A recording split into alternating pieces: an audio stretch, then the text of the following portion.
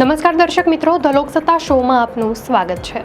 ભારતમાં તબીબી અભ્યાસનું સામાજિક મૂલ્ય અને રસ સતત વધી રહ્યો છે, જેના પરિણામે દર વર્ષે ડોક્ટર બનવા માંગતા વિદ્યાર્થીઓની સંખ્યામાં ઉછાળો આવે છે। વર્ષ 2024માં 13 લાખથી વધુ ઉમેદવારોએ નીટની પરીક્ષા પાસ કરી હતી। જો કે સરકારી અને ખાનગી કોલેજોમાં માત્ર 1 લાખથી થોડી વધારે બેઠકો ઉપલબ્ધ હોવાથી મેડિકલના સપના જોનારા હજારો વિદ્યાર્થીઓ માટે વિદેશ જવું અનિવાર્ય બની જાય છે। વિદેશ જવા પાછળનું એક મુખ્ય કારણ ભારતમાં ખાનગી મેડિકલ કોલેજો દ્વારા વસૂલવામાં આવતી આસમાની ફી છે। તમિલનાડુમાં કાર્યરત ડોક્ટર અરુલ વર્મન, જેમણે રશિયામાંથી મેડિસિનનો અભ્યાસ કર્યો છે, જે પોતાનો અનુભવ જણાવે છે। 2014માં જ્યારે નીટ નહોતી ત્યારે સરકારી કોલેજમાં માર્ક્સના કટ ઓફને કારણે તેમને પ્રવેશ ન મળ્યો। ખાનગી કોલેજોએ માત્ર ડોનેશન પેટે જ ₹30 થી 35 લાખની માંગણી કરી અને કોર્સનો કુલ ખર્ચ ₹80 લાખની આસપાસ થવાનો અંદાજ હતો। ખેડૂત પિતા અને મજૂરી કરતી માતાના પુત્ર અરુલે જ્યારે અખબારમાં વિદેશમાં ઓછી ફીની જાહેરાત જોઈ ત્યારે તેમને એક આશાનું કિરણ દેખાયું। એજન્ટે વાર્ષિક માત્ર ₹1.5 લાખ ફી જણાવી। જો કે રહેવા ખાવાના ખર્ચ સહિત કુલ ખર્ચ ₹10 થી 15 લાખ જેટલો થયો। તબીબી શિક્ષણની ફી પર નિયંત્રણ લાવવા માટે સરકાર અને નેશનલ મેડિકલ કમિશન દ્વારા પગલાં લેવાયા છે। સરકારી કોલેજોની ફી રાજ્ય સરકારો નક્કી કરે છે, જ્યારે ખાનગી કોલેજોની ફી નિવૃત્ત હાઈકોર્ટના ન્યાયાધીશની આગેવાની હેઠળની સમિતિ નક્કી કરે છે। એનએમસીએ ખાનગી કોલેજમાં 50% મેનેજમેન્ટ બેઠકો માટે ફીની માર્ગદર્શિકા પણ જાહેર કરી છે। તેમ છતાં ફીના ઊંચા દર યથાવત છે। આર્થિક સર્વેક્ષણ 2024-25 મુજબ 48% બેઠકો ધરાવતી ખાનગી કોલેજો ₹60 લાખથી ₹1 કરોડ કે તેથી પણ વધારે ફી વસૂલે છે, જે હજારો વિદ્યાર્થીઓને ચીન, રશિયા, યુક્રેન, ફિલિપાઇન્સ અને બાંગ્લાદેશ જેવા 50થી પણ વધારે ઓછા ફીવાળા દેશો તરફ ધકેલે છે।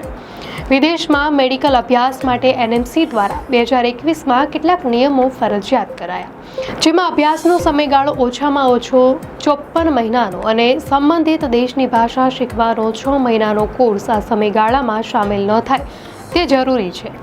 આ ઉપરાંત 1 વર્ષની વ્યવહારુ તાલીમ પણ ફરજિયાત છે। આજે ઘણા ભારતીય વિદ્યાર્થીઓ પૂર્વ યુરોપિયન દેશો તરફ વળી રહ્યા છે, જ્યાં ભારતમાં ₹1 કરોડના ખર્ચ સામે ₹40 લાખથી પણ ઓછી કિંમતે સંપૂર્ણ તબીબી શિક્ષણ પૂર્ણ કરી શકાય છે।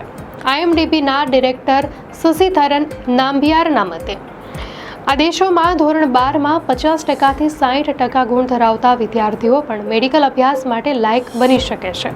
કોરોના મહામારી પહેલા ચીન એક લોકપ્રિય સ્થળ હતું, જ્યાં ₹25 થી 30 લાખમાં અભ્યાસ પૂરો થતો, પણ સરહદ વિવાદો અને યુક્રેન યુદ્ધને કારણે હવે કિર્ગિસ્તાન અને કઝાકિસ્તાન જેવા પૂર્વ યુરોપિયન દેશો મુખ્ય પસંદગી બન્યા છે, જ્યાં ₹25 લાખથી ઓછા ખર્ચે અભ્યાસ પૂર્ણ થઈ શકે છે। કાશ્મીર, પશ્ચિમ બંગાળ અને ઉત્તરીય રાજ્યોના વિદ્યાર્થીઓ બાંગ્લાદેશ અને નેપાળ તરફ વળે છે, ત્યારે તાજેતરમાં વિયેતનામ પણ એક વિકલ્પ તરીકે ઉભરી આવ્યું છે, જ્યાં ભારતીય અભ્યાસક્રમ જેવો જ મેડિકલ અભ્યાસ ₹25 લાખથી ઓછા ખર્ચે શક્ય છે।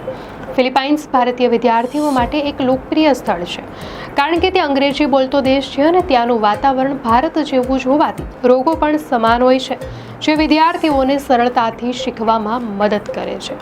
એક એજન્સીના એક્ઝિક્યુટિવ ડિરેક્ટર અશોક કુમાર ઉમેરે છે કે ફિલિપાઇન્સમાં વિઝા રિન્યુઅલ માટે દર વર્ષે ભારત આવવાની જરૂર નથી પડતી।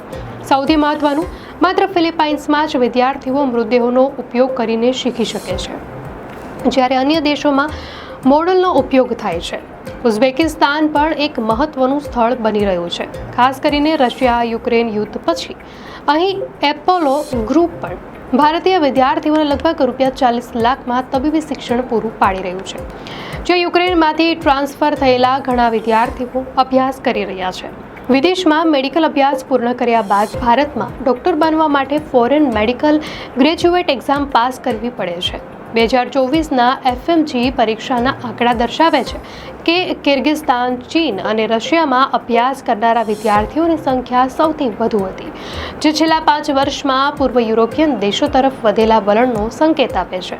અમેરિકા અને બ્રિટન જેવા દેશોમાં તબીબી ડિગ્રી મેળવવાનો ખર્ચ ₹2.5 કરોડથી ₹5 કરોડ સુધી પહોંચે છે અને પ્રવેશ માટે ધોરણ 12માં 90%થી વધુ ગુણ હોવા જરૂરી છે। પરિણામે ત્યાં જતા ભારતીય વિદ્યાર્થીઓ મોટાભાગે તે જ દેશોમાં ડૉક્ટર તરીકે પ્રેક્ટિસ કરવા માગે છે. જો કે મલેશિયામાં ખાનગી સંસ્થાઓમાં જોડાઈને ત્યાંથી પશ્ચિમી દેશોમાં અભ્યાસ ટ્રાન્સફર કરવાનો એક વૈકલ્પિક રસ્તો પણ ઉપલબ્ધ છે, જેના માટે ધોરણ 12માં 86% ગુણની જરૂર પડે છે. તો જર્મનીમાં સરકારી સંસ્થાઓમાં અભ્યાસ મફત હોવા છતાં જર્મન ભાષામાં B2 C3 સ્તરની નિપુણતા ફરજિયાત હોવાથી ત્યાં જતા વિદ્યાર્થીઓની સંખ્યા ઓછી છે. અંતે FMG પરીક્ષાની મુશ્કેલીઓ છતાં સરકાર હવે ભારતમાં અને વિદેશ અભ્યાસ કરનારા બંને પ્રકારના વિદ્યાર્થીઓ માટે એક સામાન્ય પરીક્ષા યોજવાનું વિચારી રહી છે. જો અમલમાં આવે તો ઘણા મધ્યમ વર્ગના વિદ્યાર્થીઓ ભારતમાં કરોડો રૂપિયા ખર્ચવાને બદલે વિદેશમાં સસ્તું અને ગુણવત્તાયુક્ત તબીબી શિક્ષણ મેળવવાનું પસંદ કરી શકે છે, જે ભારતીય તબીબી શિક્ષણના ક્ષેત્રમાં એક મોટો ફેરફાર લાવી શકે છે. દર્શક મિત્રો, આ માહિતી આપને કેવી લાગી? આપની પ્રતિક્રિયા અમને કોમેન્ટમાં ચોક્કસથી જણાવશો. અને જો આપને આ વિડીયો સારો લાગ્યો હોય તો વિડીયોને લાઇક કરો અને ચેનલને સબસ્ક્રાઇબ કરો.